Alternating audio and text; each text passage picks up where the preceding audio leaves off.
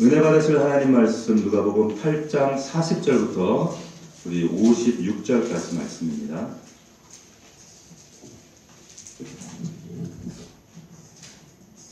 누가복음 8장 신약성경 105면에 있습니다. 8장 40절부터 56절까지 말씀을 한 절씩 저와 여러분이 번갈아 가며 읽겠습니다. 예수께서 돌아오심에 무리가 환영하니 이는 다 기다렸습니다.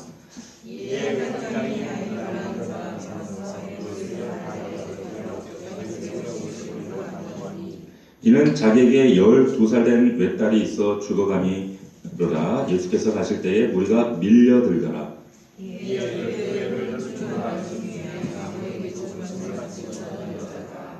예수의 뒤로 와서 그의 옷가에 손을 대니 혈류증이 즉시 그쳤더라.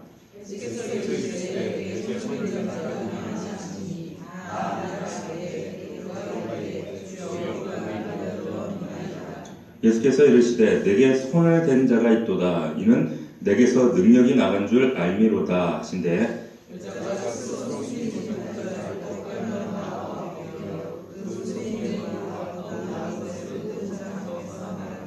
예수께서 이르시되 딸아 내 믿음이 너를 구원하였으니 평안히 가라 하시더라.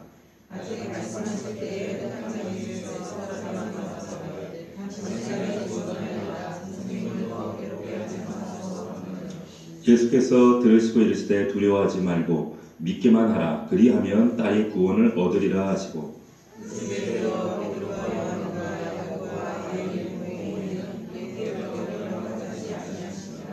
모든 사람이 아이를 위하여 울며 통곡하며 예수께서 이르시되 울지 말라. 죽은 것이 아니라 잔다 하시니 예수께서 아이의 손을 잡고 불러 이르시되 아이야 일어나라 하시니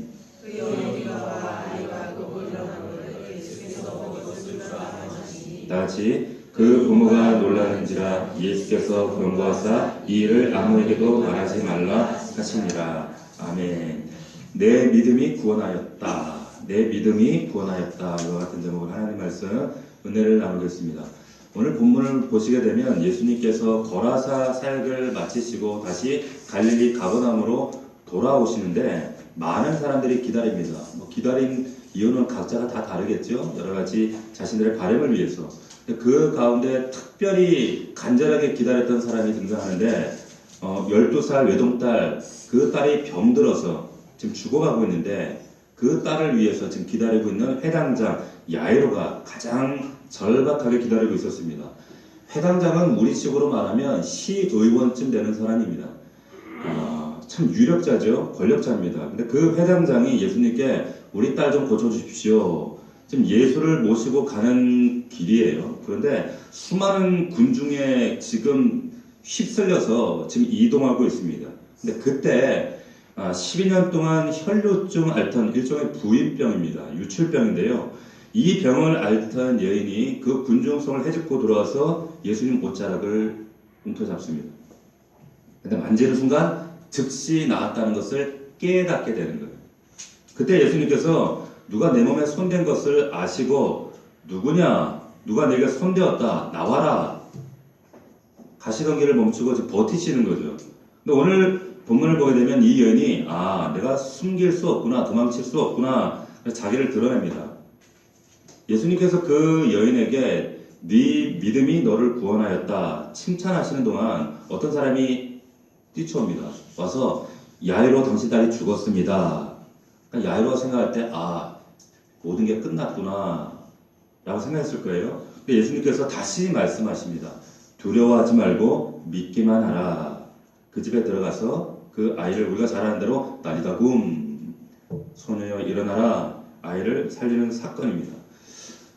지금 이 두 가지 사건이 공교롭게도 함께 이렇게 겹쳐서 등장을 하는데 짝을 지어 나와요. 오늘 우리가 보았던 이 누가복음 또 마태복음이나 마가복음에도 이것이 항상 짝 지어 나옵니다. 여러분들이 고등학교 때 다 공부를 잘 하셨기 때문에 우리 학교 때 보면 여러분 그 김동인이 지었던 배따라기라고 하는 소설이 있습니다. 모르셔요? 수능을 안 보니까 관심이 없을 수도 있는데 여러분 그 배따라기 그리고 김만중의 구운 몸 같은 소설을 뭐라고 하냐면 액자 소설이다라는 얘기를 여러분들 들어보셨을 거예요. 액자 소설.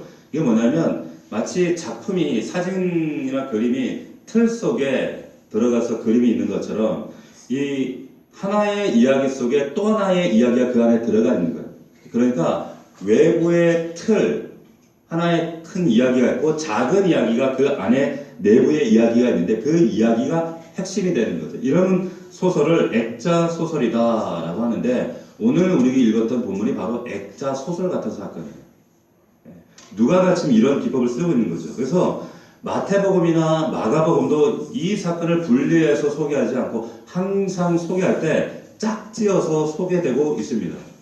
그러니까 누가복음을 읽었을 때 여러분들이 특별히 주의하실 게 뭐냐면 누가는요 아시는 대로 이방인이죠. 수리아 출신의 의사였습니다. 그래서 그를 보면 누가복음이나 사경제를 보면 굉장히 섬세해요.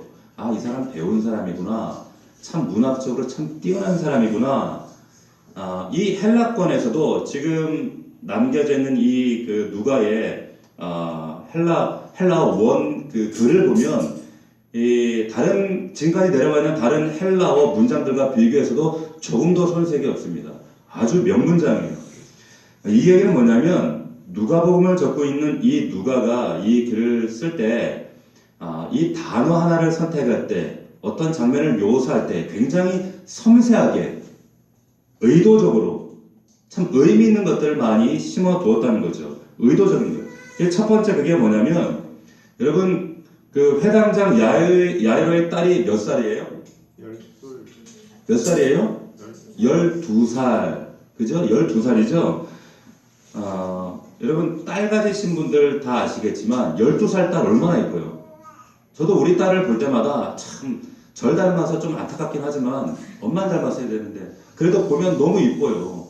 야, 어떻게 날 닮은 애가 저렇게 나와서 이렇게 걸어다니지? 신기하고 이쁘고 그냥 보기만 그냥 뽀뽀해주고 싶고 자고 요즘 뽀뽀도 잘 안 해줘서 제가 잘 때 이렇게 뽀뽀를 살짝씩 하고 이러는데 너무 이쁘죠. 근데 이 해당장 야율의 딸도 그런 딸이었어요. 참 이쁨을 받았어요. 회당장이었으니까 늘 말씀을 듣고 자라고 예배 가운데 자라고 그리고 많은 사람들 하나님께 사랑받고 많은 사람들에게도 사랑받았던 그런 딸이었겠죠. 근데 12살 먹은 딸, 이 딸을 바라보고 있으면 정말 그냥 빛과 같은 존재죠. 빛이 나요.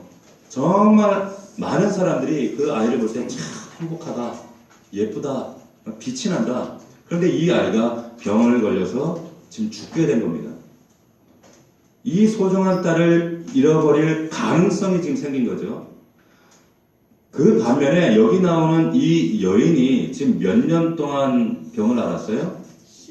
12년이에요.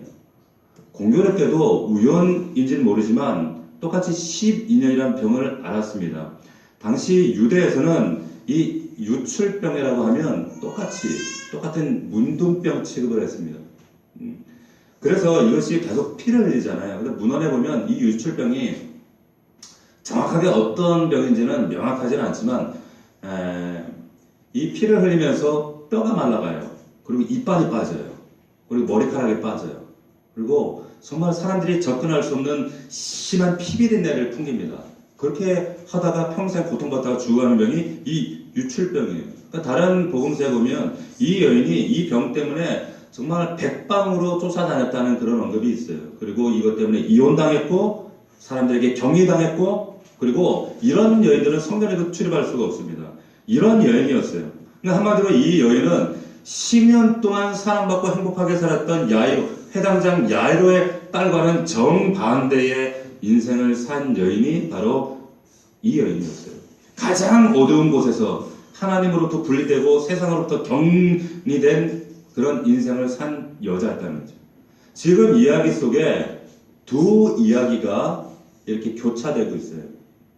자, 12년 동안 행복하게 정말 많은 사람들의 사랑을 받으면서 빛과 같이 살았던 딸. 반면에 12년 동안 의사를 백방으로 찾아다니고 고치려고 했지만 고치지 못하고 헛수고를 하면서 전 재산을 다 날리고 이혼당하고 사람들로부터 격리되어 정말 기꺼이 하나님께 나아가야 하는 하나님 백성이었음에도 불구하고 나가지 못했던 이 불쌍한 여인이 지금 이야기 가운데 소개되고 있죠. 그런데 오늘 42절에 보시게 되면 예수님께서 가시는데 무리가 밀려들더라 그랬어요.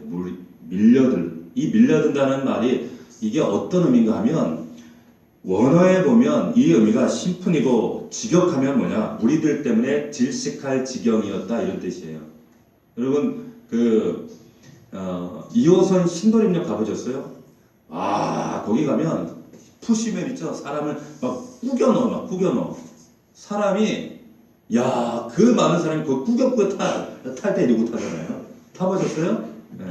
그런 거예요. 지금 얼마나 사람들이 밀려드냐면 사람들 때문에 막 꼼짝 못하고 떠내려가는 거예요. 떠내려가는 그런 상황 가운데 그런 군중을 뚫고 장병들을 뚫고 이 여자가 비집고 해집고 들어갔다. 이 말은 뭐냐면 이 여자가 얼마나 절실했는지를 말해주는 표현이라는 거예요. 얼마나 절실했는지. 이 여인이 예수님 뒤로 몰래 비집고 들어가서 예수님 옷가에 손을 댑니다. 이렇게 지금 손을 댔다 이 말은 여러분 그냥 살짝 터치했다는 그런 의미가 아니라 움켜잡았다는 말이에요. 옷자락을 움켜잡았다는 거예요. 그런데 여기서 이제 여러분들에게 유대인들의 복장에 관해서 잠시 설명드릴 필요가 있는데, 유대인들은 남자 같은 경우에 겉옷을 입어요. 겉옷을 입고 나면 그 겉에 왜 성탄절날 나사렛 예수하면 옷 보셨죠? 이 수건 같은 걸 숄이라고, 여자 같은 경우에 숄 같은 걸 걸쳐요. 걸치게 되면 그 수건 끝에 귀퉁이에 보면 이렇게 술을 달아 놓습니다. 이 술. 근데 이 술이 왜 이 술을 내 모퉁이에 달아두는가 하면 율법 준수를 기억하도록 달아두는 거예요. 이걸 크라스페도라고 하는데, 민수기에 보면 이 술을 왜 달아두었는지 이렇게 설명을 하고 있습니다. 한번 들어보시겠어요? 여호와께서 모세에게 말씀하여 이르시되 이스라엘 자손에게 명령하여 대대로 그들의 옷단 귀에 술을 만들고 청색끈을 그의 귀에 술에 더하라. 이 술은 너희가 보고 여호와의 모든 계명을 기억하여 준행하고 너희를 방종하게 하는 자신의 마음과 눈의 욕심을 따라 음행하지 않게 하기 위함이라. 그래서 이 술의 역할이 뭐냐면, 첫 번째는 뇌 귀퉁이에 달린 술을 보면서 율법을 기억하는 거예요. 하나님을 기억하는 거예요. 또 남자들이 옷을 벗으면 먼저 술을 벗어야 되잖아요. 그러니까 술을 벗는다, 이거 벗어야 되니까 이것을 통해서 음행을 방지하고자 하는 거예요. 하나님 앞에 똑바로 살도록 하기 위해서. 그래서 여러분, 이 남자들이 걸치는 이 술, 이 숄은 누가 만들 수 있는가 하면 자녀들과 자기의 아내만 만들 수 있는 거였어요. 그런데 이 특별한 술을 이 여인이 와가지고 이걸 움켜잡았단 말이에요.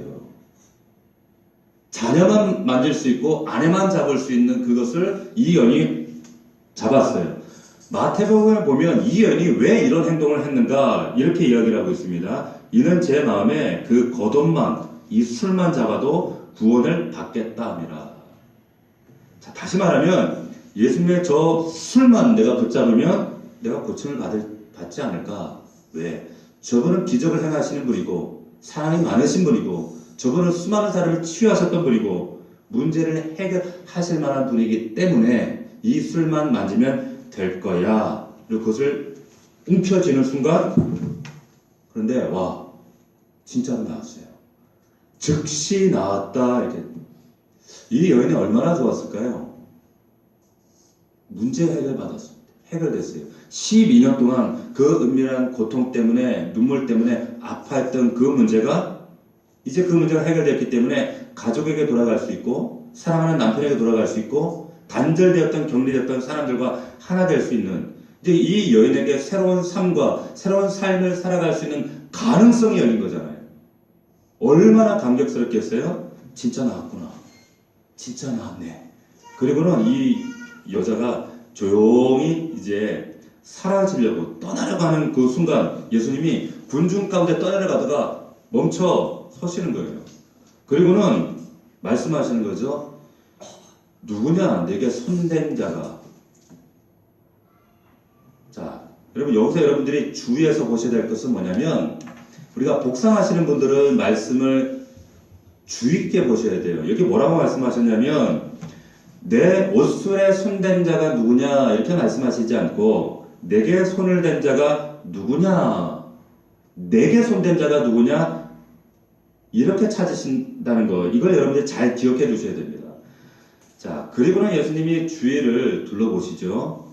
도무지 길을 안 가려고 하시는 거예요. 갈선 길을. 그러니까 제자들과 베드로가 얘기를 하죠. 예수님, 오늘따라 왜 이러십니까? 이 사람들 보십시오. 이 사람 치고 저 사람 땡기고 잡아 땡기고 지금 이 난리인데 왜 예수님 갑자기 가시던 길을 멈추십니까? 아니다.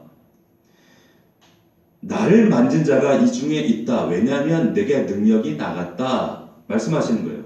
나와라. 도무지 갈 길을 가시려고 안 하시는 거예요. 자, 이런 상황에 여러분이 계시다면 여러분 어떻게 했을 것 같아요? 나와라 하시면 여러분들이 그 여인이에요. 여러분 어떻게 하시겠어요? 어쩌야 갈릴리 사람들처럼 쳐다만 보고 있는데. 네? 여러분 어떻게 하시겠어요? 나와라! 예수님 알고 계시거든, 누가 만졌는지. 여러분 어떻게 하시겠어요? 저 같으면 안 나가요. 미쳤어요? 나가면 맞아 죽는데. 12년 동안 지금 감옥 같은 생활을 했단 말이에요. 병이 나와서 남편에게 갈 수 있는 가능성, 가족과 하나 될 수 있는 가능성, 이제 성전으로 나아갈 수 있는 새로운 가능성, 새로운 삶, 이런 가능성, 이런 모든 것들을 지금 가지고 이제 그 가능성이 열렸는데 정결법을 아는 여자란 말이에요. 여러분이 기억하셔야 될 것은 뭐냐면 예수님이 나와라! 그랬을 때 이 여인에게 중대한 결단을 두 가지 선택을 해야 돼요. 그게 뭐냐면 아까 말씀드린 것처럼 유대인들은 시체 만지는 것과 더불어서 이 유출병 있는 여인, 이 부정한 결례를 행한 이 여인과 접촉되는 것, 이런 사람과 접촉되는 것, 이거는 유대인들에게는 치명적인 부정이거든요.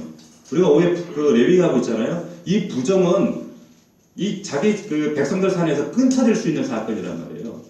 그런데 그 성경에 보니까 월경 중에 아무리 사랑하는 여인일지라도 월경 중에 있는 여인과는 가까이 하지 말라는 거예요. 이 얘기는 뭐냐? 지금 예수님이 지금 뭐 하러 가시는 중이었어요? 뭐 하러 누구네 집 가는 길이었죠? 유력자, 권력자, 지금 해당장 야유로 딸 고치러 가는 길이었잖아요. 근데 이 여인이 제가 유출병 환자입니다. 사실은 제가 그랬습니다. 고백하면 상황이 어떻게 되느냐? 갑자기 홍해가 갈라진 것처럼 쫙 사람들이 갈라져요. 유출병이래! 쫙 갈라지면서 사람들이 돌멩이 집어듭니다. 돌멩이 던져요. 그뿐 아니라 예수님 제가 왜 만졌냐면 이래 여차해서 당신을 만졌습니다. 말도 떨어지게 돌이 날라와요. 돌이 날라옵니다. 여러분 같으면 거기 나서시겠어요? 보세요. 이 여인이 지금 이 상황 앞에서 두 가지를 선택하면서 결단해야 되는데, 첫 번째, 까짓 거. 들켰다. 에라이 죽자. 그러든지, 아니면 내가 주님 앞에 나가면 주님이 이 사람들이 내 얘기를 듣고 분명히 돌을 집어들고 나를 향해서 욕을 하고 나를 죽일 텐데, 그럼에도 불구하고 예수님께서 나를 보호하시고 내 생명을 보존해 주시지 않을까? 라는 이 두 가지 생각 사이에서 선택을 해야 되는 거예요. 근데 이게 쉬울까요, 이게? 쉽지 않죠. 여인이 오늘 말씀을 보면 숨지 못할 것을 알고 도망칠 줄 못할 것을 알고 앞으로 나왔습니다. 그리고는 말을 하는 거예요. 제가 자녀들만 만질 수 있고 아내만 만질 수 있는 그 술을 제가 만졌습니다. 만진 이유는 이런 부정한 병에 걸려서 낫기를 원해서 그래서 만졌습니다. 얘기를 하는 거예요. 근데 48절을 한번 보십시오. 예수님이 그 여인에게 던지시는 첫 번째 단어가 무엇인가? 뭐예요? 예수께서 이르시되 따라 하시는 거예요. 따라. 여러분, 이 딸이라고 하는 그 두가테라고 하는 말은 정말 친근한 표현을 쓸 때 하는 표현이에요. 친근할 때. 여러분 집안에 며느리가 들어오면 그렇죠? 다 큰 여자잖아요. 다 큰 여자인데 그 여자를 시아버지 시어머니가 뭐라고 불러요? 아가 그러죠. 다 큰 여자한테 애기야 그런단 말이에요. 이 친근하고 정말 사랑할 때 쓰는 표현이잖아요. 똑같은 표현이에요. 근데 이 딸아라고 하는 이 호칭이 두 번 나오는데 누가복음 이 본문에 첫 번째는 이 여인을 향해서 딸아 그러시고요. 또 회당장 야이로가 자기 딸을 호칭할 때 딸아라는 표현이죠. 지금 누가가 정말 기가 막히게 문학적 장치를 이게 지금 쓰고 있는 거예요. 예수님 딸아. 액자처럼 지금 묘사가 되는 거예요. 자녀만이 만질 수 있고 아내만이 만질 수 있는 그 옷을 만진 여인. 그래서 이제 두려워 떨고 있는 그 여인에게 혹시 돌에 맞아 죽지 않을까 두려워하는 그 여인에게 예수님이 따라 그러면서 말씀하시는 거죠. 내 믿음이 너를 구원했어. 평안해. 내 믿음. 여러분 여기서 여러분들과 지금 나누어야 될 핵심이 바로 이거예요. 예수님이 오늘 본문에서 따라 내 믿음이 너를 구원하였다 라고 말씀하실 때 여러분 이 믿음이 어떤 믿음을 가리키는 믿음인가요? 어떤 믿음이에요? 자, 예수님의 옷자락만 만지기만 해도 내 이 10년 동안 고통에서 나는 자유로울 수 있다. 옷자락만 만져도 나는 나을 수 있다라고 하는 믿음일까요?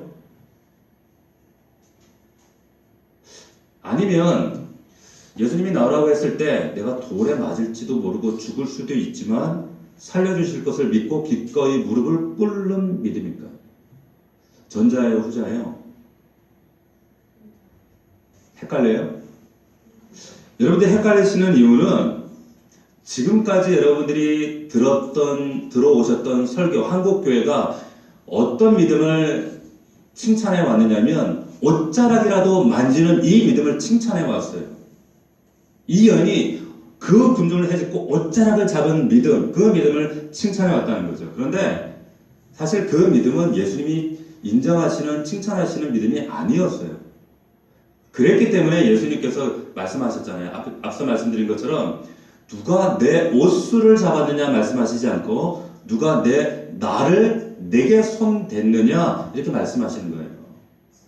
자, 오늘 본문에 대한 정확한 이해를 위해서 제가 별로 권위 있는 그 신학자가 아니기 때문에 좀 권위 있는 신학자의 설명을 제가 읽어드리면 칼빈 주석에 보면 칼빈이 이런 얘기를 했어요. 한번 들어보세요. 이 여인의 믿음을 이렇게 소개합니다. 이 사건을 억지로 일반 법칙으로 생각해서는 안 된다. 이 여자의 행동은 잘못의 여지가 있다. 하지만 그리스도께서 받아주시고 용서해 주신 것 같다. 당신은 그리스도의 사랑이 아닌 다른 무엇으로부터 도움을 받을 수 있다고 생각하는가? 자, 칼빈은 이 여인이 옷자락 잡았다는 그 믿음을 칭찬하지 않습니다. 우리 강해설교의 왕이라고 하는 켈벤 몰간이라고 하는 아주 유명한 목사님이 계세요. 신학자인 그 목사님이 이 장면을 뭐라고 설명을 하시는가? 이렇게 설명을 합니다. 잘 들어보세요. 여인의 행동은 미신적 실천이다. 여인은 예수님의 치유가 접촉이라는 미신적 행위로 가능하다고 믿었다. 그러나 예수님은 여인을 아셨고 여인의 미숙한 신앙이 아닌 예수님을 향한 작은 믿음의 자비로 반응해 주신 것이다. 즉 치유 능력은 옷술이 아니라 예수님으로부터 온 것이고 여인이 믿어야 할 것은 그 옷을 붙잡는 미신적 행위가 아니라 예수님의 사랑과 인격에 대한 반응이라는 것을 알아야 했다. 이해가 되시나요? 자, 그런데 우리는 지금까지 옷자락이라도 잡는 그 여인의 믿음을 우리는 어떻게 했어요?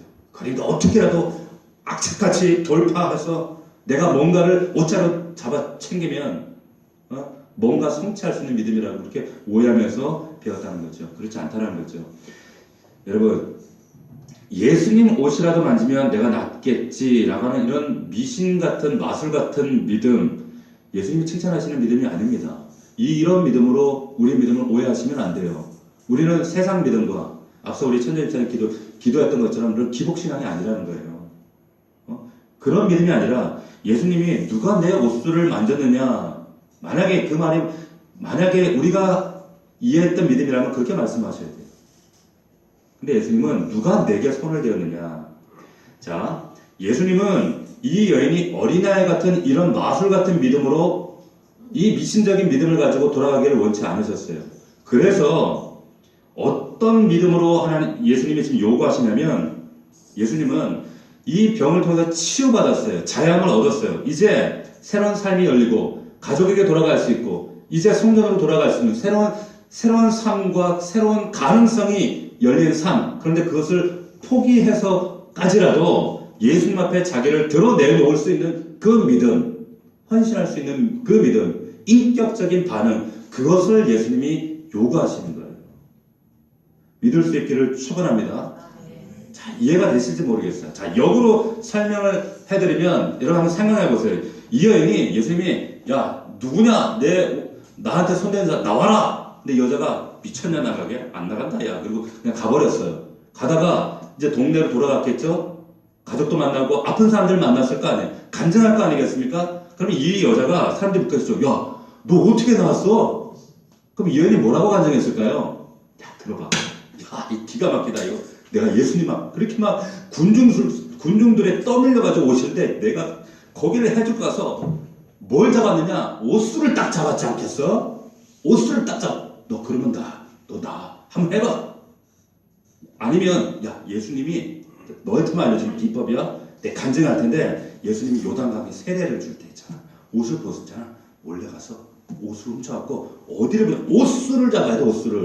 옷수를 잡으면 너 나을 수 있어. 너만 알려주는 거야? 이러고 간증하고 다녔을 거야. 이거 믿음일까요? 여러분 잘 보세요. 근데 교회 안에 이렇게 간증하시는 분들이 많아요. 이 옷수를 간증하시는 분들이 많다니까요. 예수 그리스도를 간증하는 게 아니라 옷을 잡은 거 간증하고 다녀요. 간증에 예수가 없어요. 여러분 예수님은 옷자락에 대한 믿음이 아니라 예수님 자신에 대한 믿음 갖기를 원하셨다는 거예요. 이것을 우리가 구약에서 한 가지 사건을 통해서 우리가 다시 한번 새겨볼 수 있는데 그게 뭐냐면 엘리의 두 아들이었던 홈리와 비느하스 이야기가 등장합니다. 거기에 보면 전쟁을 하다가 막 전쟁에 막 밀리니까 이 홈리와 비느하스가 어떻게 해요? 야 성전에 가서 법궤를 가져오자. 법궤를 가져오면 이 전쟁에 승리한다. 이런 믿음을 가지고 있었죠. 그런데 그들이 가지고 있던 그 믿음대로 이겼나요? 졌어요. 전쟁에 밀리는 거예요. 자, 여러분 그것은 법궤를 믿는 신앙이지 하나님 믿는 신앙이 아니죠. 그런데 마치 우리가 이런 신앙생활을 하고 있더라는 거예요. 여인이 마치 옷자락만 만져도 내가 고침을 받겠다. 이것은 하나님이 주님이 우리에게 원하시는 건강한 믿음이 아닙니다. 절대 아니에요. 오히려 건강이 회복되어지고 문제가 해결되어지고 그 삶에 그런 새로운 삶으로 살아갈 수 있는 모든 가능성을 포기하고서라도 주님 앞에 자신을 내어 보여드릴 수 있는 그 믿음으로 나아가기를 주님이 원하셨다는 거예요. 믿을 수 있기를 축원합니다. 여러분 이 차이는 너무 커요. 근데 한국 교회는 여전히 옷자락만 잡으면 된다는 거예요. 여러분 제가 며칠 전에 참 그 기독교 방송을 보면서 참 씁쓸한 걸 봤어요. 뭐냐면 요 가까운 여기 대나무가 많은 동네에 보면 어떤 큰 교회가 있어요. 근데 그 동네 그 목사님이 말씀을 전하시더라고. 근데 뭐라고 하냐면 요즘 극한 직업이라고 하는 영화가 1,000억만을 돌파했잖아요. 근데 우리 교회에 이 극한 직업에 작가가 있습니다. 그래서 카메라를 쫙 비추더라고요. 박수를 막 치고 한 4번은 게 비추더라고요. 그러면서 나도 극한 목회를 하고 있습니다. 그러면서 우리가 정말 열심히 믿음을 붙들면 이런 극한 직업 작가와 같은 복이 임할 줄 믿습니다. 내가 가서 귀를 이게 뭐야 이게 무슨 소리야? 그러면서 또 어떤 뭘 하냐면 자기가 극한 목회를 합니다 하면서 미국에 가서 이제 조찬 기도를 했다고 하는 그런 장면들. 그래서 폼페이오 장관을 만나서 악수를 하고 사진을 찍고 또 외교부 장관 그리고 상원 의장 만나서 사진을 찍고 예 하면서 할렐루야 극한 목회를 하면서 하나님이 우리에게 초월 믿습니다 할렐루야 그 사진을 계속 보여주는 거예요. 제가 그 장면을 보면서 어이가 없지만 한편으로는 우리 한국교회가 큰일 났다 싶은 거예요. 복음을 이야기하는데 예수가 없고 그 간증 가운데 예수가 없고 옷자락만 있는 거예요. 이 옷자락 너도 이 옷자락만 잡으면 너희도 대박나 이러고 있어요. 여러분 이런 한국교회 조국교회 현실을 바라보면서 예수님이 얼마나 통탄하실까요? 여러분 이 사건을 지켜보고 있는 가운데 여러분 49절 한번 보십시오. 아직 말씀하실 때에 여러분 이 사건 이 현장 가운데 가장 지금 똥줄 타는 사람이 누굴까요? 누구예요? 해당장이죠. 지금 빨리 가서 우리 딸님이 고쳐야 돼 살려야 되는데 지금 고집스럽게 가시던 길 안 가고 지금 막 지금 혼자 멋있는 척 예수님 막 그러시니까 이 사람이 막 똥줄이 타는 거죠. 근데 어떤 사람이 달려왔어요. 달려와서 얘기하는 겁니다. 슬픈 표정으로.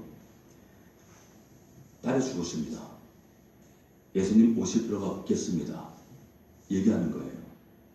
자, 회당장이 그때 만감이 교차하면서 게임 오버 끝났구나. 다 끝났구나. 근데 예수님께서 그 말을 들으시고 고개를 돌려 회당장을 바라보시면서 두려워하지 말라. 믿기만 하라. 그리하면 너의 딸도 구원을 받을 것이다. 그리고는 그 집으로 들어가서 그 아이를 살려내신 장면이 나와요. 자, 보십시오. 액자 소설이라고 말씀드렸어요. 유대인들이 가장 부정하게 여기는 이 피 흘리는 여자를 붙여주시고 또 유대인들이 더 가장 극렬하게 거부하는 이 시체에게 가서 그 생명을 불어넣으시는 장면. 이게 액자 기념이에요.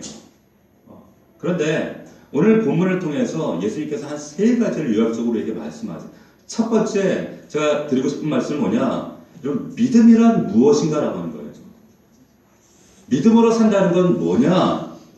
여러분 믿음이라는 것은 자기 신념, 자기 확신으로 마치 여인이 옷을 붙잡듯이 예수님 옷자락 붙잡는, 움켜잡는 것이 믿음이 아닙니다.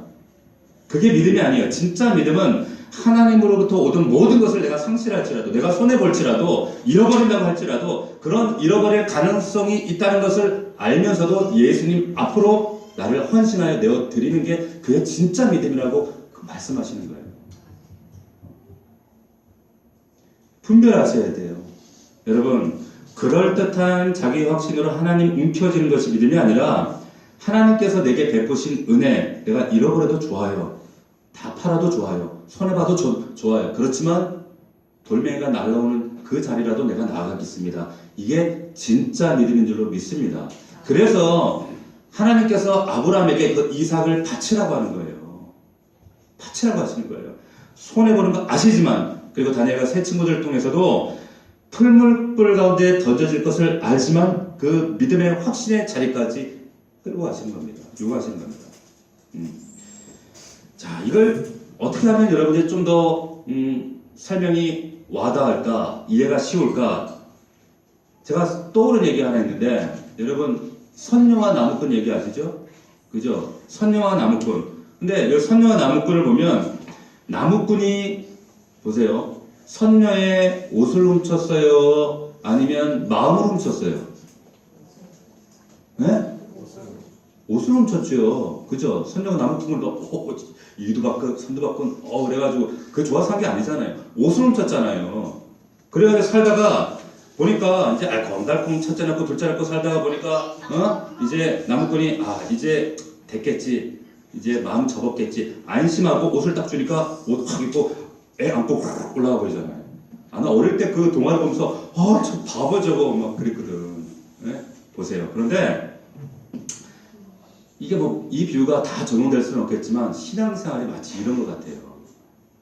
마치 교회 왔어요. 예수님 보니까 참 좋은 분이요. 그렇잖아요. 그래서 기적도 행하실 수 있고 문제도 해결해 주시고 내 병도 고쳐주시고 막혔던 문제도 해결해 주시고 그래서 얼른 예수님의 옷을 훔쳐요. 옷자락을 붙잡았단 말이에요. 근데 옷을 훔쳤기 때문에 옷을 훔쳐서 그런지 몰라도 문제도 풀리고 어려웠던 삶도 좀 풀려지고 관계도 풀려지고 좀 먹고 살만해지고 그러니까 길도 열리고 그러니까 아 이제 됐다 그러는 순간 예수님이 사라져 버리시는 거예요. 떠나버리시는 거예요. 자, 여러분 믿음이라고 하는 것은 예수님의 옷을 감추는 것이 아니라 예수님의 옷자락을 붙잡는 것이 아니라 그분을 붙잡는 거예요. 그분 앞에 내가 나아가야 되는 거예요. 내가 가진 모든 것을 잃어버려도 손해봐도 그분 앞에 나아가는 것. 이 믿음을 요구하시는 겁니다. 두 번째, 오늘 예수님께서 지금 이 야이로에게 이게 야이로에게는 이제 액자 틀이죠. 틀이란 말이에요. 근데 이 야이로에게 왜 이 여인의 모습을 지금 이 퍼포먼스를 야이로에게 보여주시는가 하면 이 야이로에게 이 혈루병 10년 동안 앓고 있던 이 여인의 믿음을 지금 보여주시기 위한 거예요. 사실 이 야이로와 이 또한 여인에게 말하는 믿음은 사실 같은 믿음을 요구하시는 거예요. 이 야이로야말로 사실은 제일 두려운 사람 아니에요.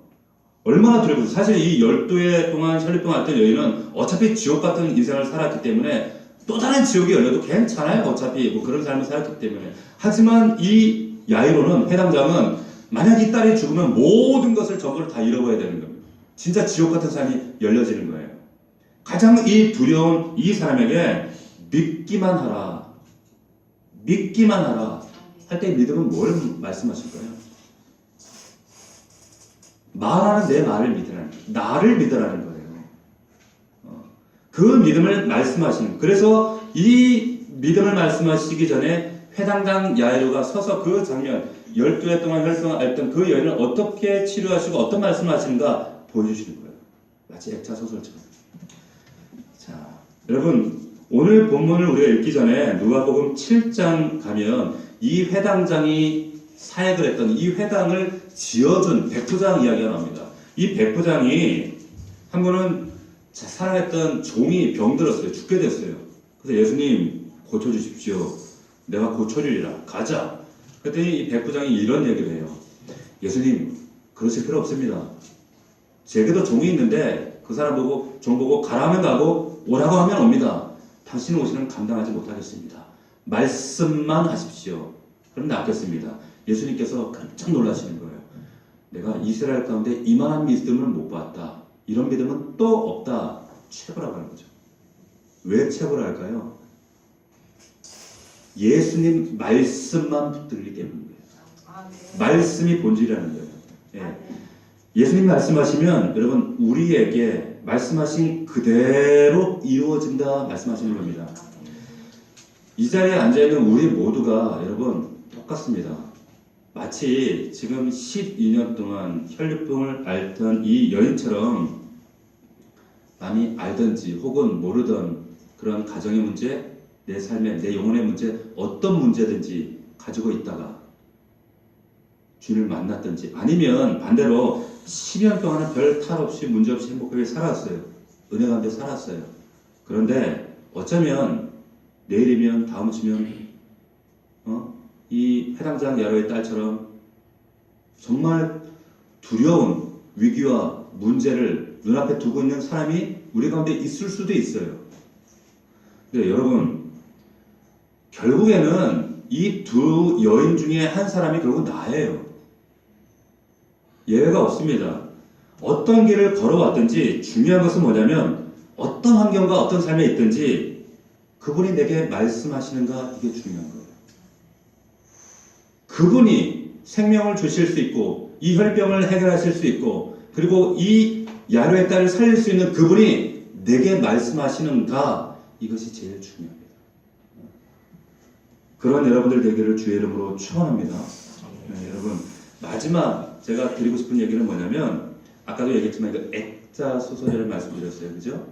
액자 소설. 그런데 우리가 말씀을 오해하는 것이 뭐냐면 이 야이로의 딸을 살려야 하는 이 길에 이 생명으로 살리고자 하는 이 길을 가장 방해했던 여자가 누구냐? 이 12년 동안 혈루병 앓던 이 여인이다. 여러분 근데 그렇지 않습니다. 절대 그렇지가 않다는 거예요. 이 액자 기능은 뭐냐? 여러분, 이 여인에게는 지금 군중을 몰고 이 회당장 집으로 몰고 가는 이 야이로가 필요하고요. 그리고 이 야이로에게는 지금 이 한 여인을 하나님 사랑하셔서 발걸음을 멈추시고 치유하시고 고치시며 또 사랑의 말씀으로 회복해 가시는 이 장면이 야이로에게 필요한 거예요. 이게 액자예요, 액자. 그래, 이 액자 속에 이 두 여인이 서로 필요한 것처럼 이 자리에 지금 함께 모여있는 여러분들이 서로에게 액자가 되시는 거예요. 서로에게 필요한 존재라는 거예요. 그래서 목장이 중요하고 이 공동체가 중요한 겁니다. 보세요. 우리가 서로에게 꼭 필요한 액자라는 사실을 여러분들이 꼭 기억하셔야 됩니다. 그래서 바울은 디모데를 가르치면서 뭐라고 했냐면 디모데를 통해서 내 인생을 다시 볼 수 있었다 이런 얘기를 하고요. 디모데는 바울을 통해서 자신의 남은 인생의 방향을 설정합니다. 이게 액자가 되는 거예요. 우리가 주일날 오셔서 식사를 하면 교제를 하고 목장 모임을 하고 또 같이 오후에 양육을 하면서 교제를 할 때 왜 이 시간들이 소중한가? 그들의 이야기, 한 주간의 삶의 간증을 듣고 또 주 안에서 행해왔던 모든 믿음의 이야기들을 주고받으면서 서로의 이야기가 액자가 되시는 거예요. 이 액자를 통해서 내가 세워지고 이 액자를 통해서 나를 보는 거예요. 이게 오늘 말씀입니다. 제가 지금 우리 건물의 이 10층에 올라가면 한 번씩 바람을 쐬려 10층을 올라가면 동백이 한눈에 쫙 들어옵니다. 네, 건너편에 이제 용인 세브란스가 한창 올라가고 있지 않습니까? 네, 오늘도 막 엄청 올라갔어요. 근데 그 공사 현장을 쭉 바라보고 있으면 참 여러 가지 생각들이 많이 들어요. 그 뒤에 또 아파트도 있고 병원이 있고 여기다 우리 교회 하나 딱 지을까? 뭐 주머니에 돈은 없지만 교회 하나 딱 지으면 좋겠다. 왜냐면 여기가 이제 앞으로 3만 명 유동인가 3만 명이 돼요. 어마어마하게 되는 거예요. 엄청나게 붐비죠. 의사만 1,500명, 간호사만 700명. 얼마나 붐비겠어요? 근데 난 딱 보면 다른 것보다 이거 교회 하나 지으면 딱 좋겠다. 그런 마음이 들더라고요. 근데 그 병원이 이렇게 올라가는데 옆에 크레인을 이렇게 높이 세워놨어요. 근데 건물이 올라가긴 올라가는데 사람들이 안 보여요. 신기하죠? 근데 보니까 그 크레인이, 고봉 크레인이 거의 일을 다 하더라고요. 다 올리고, 그 크레인에 이렇게 사람이 보일 때마다 조그마한 사람이 가끔 꼬리락 내려가는 게 보이거든요. 근데 그 사람이 뭐 이제 철근도 올리고, 짐도 올리고 다 하겠죠. 내가 볼 때 저 사람 화장실 가려면 어떡하나 궁금해. 예. 그런데 제가 가만히 그걸 지켜보면서 나는 그 사람이 혼자 하는 줄 알았어요. 근데 아니더라고. 그 아래 옆에 무적이들고요, 뭐라고 하는 사람들이 여러 명이 있더라고. 여러 명이 있어요. 그 여러 명을 통해서 이제 건물이 지어져 가더라고요. 제가 무슨 말씀을 드리냐면, 여러분, 참된 믿음이라고 하는 것은 하나님과 연결되어지고, 그리고 성도들과 이웃들과 연결되셔야 돼요. 십자가가 뭡니까? 하나님과의 대신관계, 대인관계예요. 사람과 제대로 관계가 되지 않으면 하나님과 연결이 제대로 되지 않아요. 절대로 내가 하나님만 잘 믿으면 되지, 천만의 말씀입니다. 하나님과 만나기 전에 먼저 내 가장 가까운 사람, 가족, 내가 제일 자주 만나는 사람, 그 사람과의 관계가 온전하지 않으면 하나님과의 관계도 온전하지 않다는 반영이에요. 그럼 잘 명심하셔야 됩니다. 하나님과 연결되어지고 절대로 크레인에 혼자 갇혀 있는 게 아니에요. 연결되어 있다는 거죠. 한국교회가 이 믿음이라는 단어를 너무 많이 오해해왔어요. 그래서 믿음이 좋다 그러면 되게 주일 성수, 주일날 안 빠져야 된다. 11조 잘해야 된다. 봉사해야 된다. 전도해야 된다. 헌금을 많이 해야 된다.